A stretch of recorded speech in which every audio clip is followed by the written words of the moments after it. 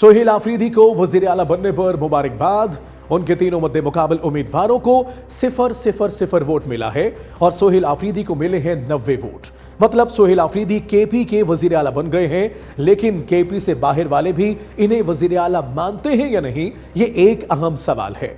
2-4 दिन में शायद जवाब मिल जाए। फिलहाल हम आज की सूरत हाल पर अपने 3 तज्जियाकारों की गुफ्तगू आपको सुनाना चाहते हैं। तो चलिए शुरू करते हैं तलत हुसैन से, क्योंकि वो 2-4 जुमलों में ही बात खत्म कर देते हैं, एक स्वीपिंग स्टेटमेंट देते हैं और फिर ईवान के अंदर जो वोटिंग हुई है और उसके बाद स्पीकर की जो रूलिंग आई है उसके मुताबिक पुराने चीफ मिनिस्टर गंडापुर, जिनकी बातें अब आपको सिर्फ याद ही आया करेंगी, उनका रेजिग्नेशन कबूल हो गया, नया इंतखाब बिल्कुल लेजिटिमेट है और नया चीफ मिनिस्टर मुंतखब हो गया। तो ईवान की हद तक ये इंतखाब मुकम्मल हो गया, तो उन्होंने अपना धड़ा मजबूत रखा और अपना चीफ मिनिस्टर वो लेके आ गए। अगर आप इंतजामी और सियासी और कौमी हवाले से देखें तो ये तनाज़ा अब आपको लिंगर करता हुआ नजर आएगा। मरकज़ की तरफ से चूंकि एक रेड लाइन अपनी तरफ से खींची गई है, उस रेड लाइन के पेश नज़र सोहेल आफरीदी का कोएग्जिस्ट करना एस्टेब्लिशमेंट के साथ और कोएग्जिस्ट करना मरकज़ के साथ एक बहुत बड़ा चैलेंज और हेडेक होगा। उसका मैंडेट क्या है? उसका मैंडेट कहा है कि इन लोगों को, जिन लोगों ने पाकिस्तान के बॉर्डर को एक्टिवेट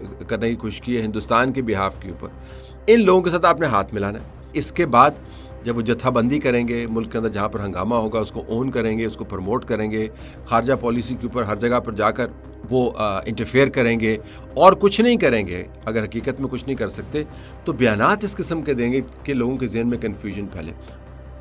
क्या कहा था तलत हुसैन? बात ही फाइनल स्टेटमेंट से शुरू करेंगे। तलत साहब, हमें आपसे आपके स्ट्रेचर के मुताबिक गुफ्तगू की तवक्को थी। तरफैन को अक्ल के नाखून लेने का मशवरा देंगे, उन्हें कहेंगे कि पाकिस्तान सबका है, यहां सबको इकट्ठे एग्जिस्ट करने के लिए एक दूसरे के साथ एडजस्टमेंट और गुफ्तगू करनी ही पड़ेगी। इंतहाई रास्तों से हटकर दरमियानी रास्ते निकालने ही पड़ेंगे।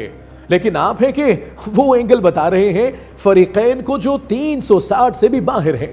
मतलब आपका अपना ही कोई एंगल है। वैसे एक जीरो एंगल भी तो होता है ना?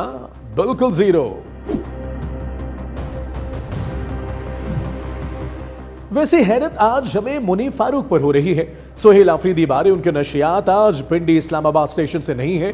सोहेल आफरीदी के इंतखाब पर उन्होंने ट्वीट किया, खैबर पख्तूनख्वा वज़ीर आला का इंतखाब आईनी तौर पर बिल्कुल दुरुस्त है।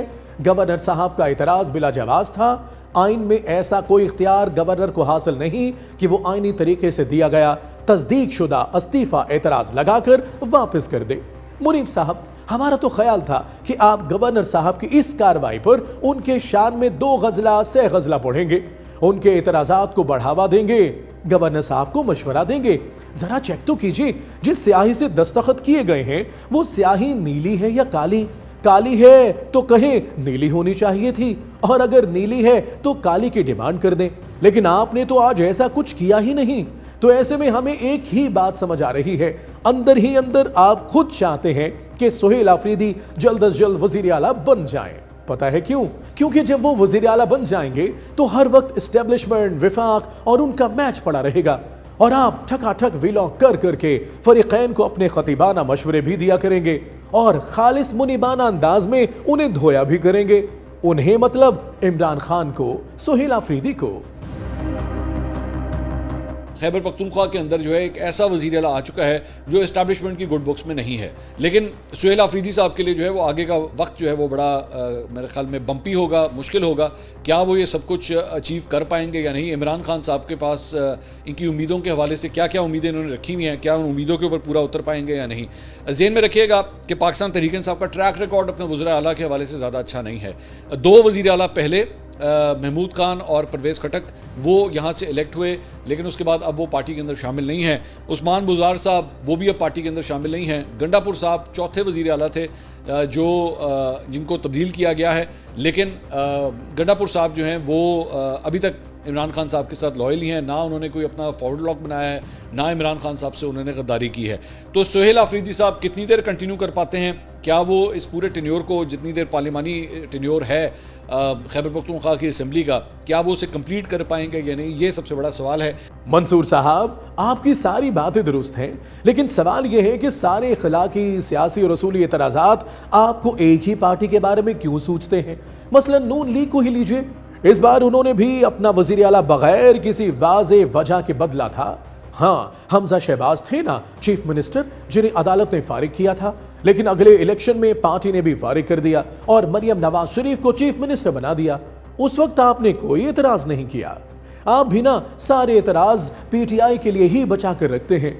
वैसे एक बात बताएं, हमने भी आप पर ये एतराज बराए एतराज ही किया है।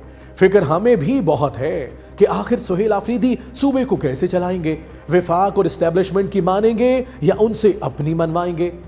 तो इन सारे तज्जियों से क्या नतीजा निकला? सुहेल आफरीदी का असल इम्तिहान अब शुरू हुआ है, जब इक्तदार के साथ वादे, दबाव, फैसले, सियासी जिम्मेदारियां, पार्टी की जिम्मेदारियां और वजारत आला की जिम्मेदारियां, एक मुहिब्बे वतन पाकिस्तानी की जिम्मेदारियां उन्हें एक साथ इकट्ठी पूरी करनी होंगी। Talk is live, like, share, subscribe कीजिए, क्योंकि सच वही जो हम बोले। Talk is live.